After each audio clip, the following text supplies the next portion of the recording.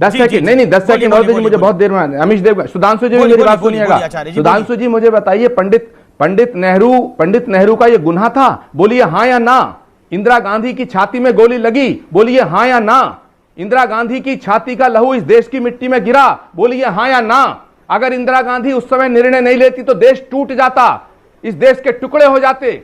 इंदिरा गांधी ने निर्णय लिया, वो जानती थी कि उनकी शहादत होगी, बोलिए हाँ या ना। इंदिरा गांधी ने जब पाकिस्तान के टुकड़े किए, सुधांशु त्रिवेदी जी, ठीक है, आपने अब सुधांशु जी से जवाब ले लेता हूं 30 सेकंड के अंदर। वो गुंडा है, बोलिए आप दोनों के पास आऊंगा, बोलिए हाँ या ना। सुधांशु जी आपसे डायरेक्टली सवाल पूछा आचार्य प्रमोद कृष्णम ने, जवाब दीजिए। रुको जरा, सबर करो। जो आचार्य जी ने बोला तो हाँ या ना भी बोल रहे हैं। पंडित नेहरू ने अपनी अध्यक्षता में बनी कमेटी से खुद को भारत रत्न दिया, बोलिए हाँ या ना। इंदिरा गांधी ने खुद की अध्यक्षता में अपनी सरकार के द्वारा अपने को भारत रत्न अर्पित करवाया, हाँ या ना।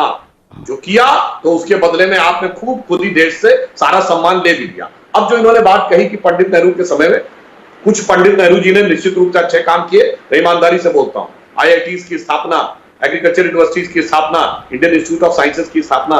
परंतु मान्यवर आपको पता है, देश जब आजाद हुआ तो 25 लाख की फौज थी, चीन के पास कुछ नहीं था। उस समय हमारे पास कई ऑर्डिनेंस फैक्ट्रीज थी ब्रिटिश टाइम की, चीन के पास कुछ नहीं था। हमारी एयरफोर्स चीन से बहुत बेहतर थी, क्योंकि हमारा ब्रिटिश लीगेसी में एयरफोर्स थी, उनके पास कुछ नहीं था। इसके बावजूद हम इस हालात में क्यों पहुंच गए? हमारी अंतरराष्ट्रीय स्थिति उनसे बहुत अच्छी थी। हमारे पास संयुक्त राष्ट्र संघ की मान्यता थी, चाइना को 1974 तक यूएनओ में मान्यता नहीं थी। परमानेंट सीट उसको ताइवान से हटाकर 1974 में दी गई है। हम चाइना से पहले परमाणु विस्फोट करने की स्थिति में थे। अगर कर दिया होता तो 62 की लड़ाई नहीं होती, न्यूक्लियर सप्लाई ग्रुप में हम मेंबर होते। और तिब्बत चीन का है, सबसे पहले हमने स्वीकार किया पंचशील समझौते के समय 1954 में, वरना चाइना का कोई क्लेम ही नहीं बनता तिब्बत के ऊपर। ये भी तो बोलिए हाँ या ना।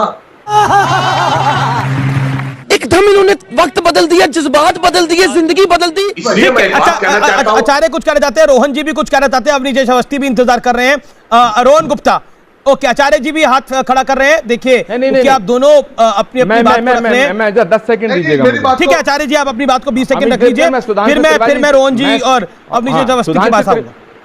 बोलिए सुधांशु त्रिवेदी जी, मुझे आप बताइए कि जिस दौर से देश गुजर रहा है, उस दौर में आपको चीन पे हमला करना चाहिए या कांग्रेस के इस परिवार पे हमला करना चाहिए, या नेहरू गांधी परिवार से आपकी दुश्मनी क्या है? क्या आपके भारतीय जनता पार्टी के किसी घराने में कोई ऐसा घराना, कोई ऐसा परिवार है जिसने दो पूर्व प्रधानमंत्रियों की लाशें उठाई हो, जिसने दो पूर्व प्रधानमंत्री खोए हो देश के लिए? आप इस परिवार के पीछे पड़े हो, 6 साल से आपकी सरकार है। अगर इस परिवार का देश के खिलाफ कोई काम है तो आप इस परिवार के खिलाफ FIR दर्ज करके अंदर करिए।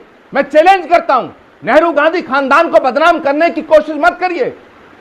चाइना के सामने क्या ये जो 20 जवानों की शहादत हुई है, ये भाजपा के लोग थे? नहीं। ये कांग्रेस के लोग थे? नहीं। ये इस देश के जवान थे। पूरा देश चाहता है कि चाइना से बदला लीजिएगा, पूरा देश आपके साथ है। आप तमाशा कर रहे हैं, वाहियात ठीक है। आचार्य जी आपने अपनी बात को रखा, आचार्य जी आपने अपनी बात को रखा। 30 सेकंड सुधांशु त्रिवेदी, 30 सेकंड आचार्य जी आपने अपनी बात को रखा।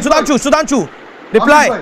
कुर्बानी देने वाला परिवार है गांधी परिवार। मैडम गांधी ने अपने पति का पार्थिव शरीर उठाया है, राहुल गांधी ने अपने पिता का पार्थिव शरीर उठाया है, प्रियंका गांधी वाड्रा ने अपने पिता का पार्थिव शरीर उठाया है, स्वर्गीय राजीव गांधी ने इंदिरा जी का पार्थिव शरीर उठाया है। यह परिवार वो है जिसने कुर्बानी दी, आचार्य प्रमोद कृष्णम कह रहे हैं। और आप कह रहे हैं कि यह परिवार जो है, ये गांधी परिवार जो है, इसमें राजवंश झूठ बोलता है और वफादार उसकी तारीफ करते हैं, कहते हैं बहुत बढ़िया, बहुत बढ़िया, बहुत बढ़िया।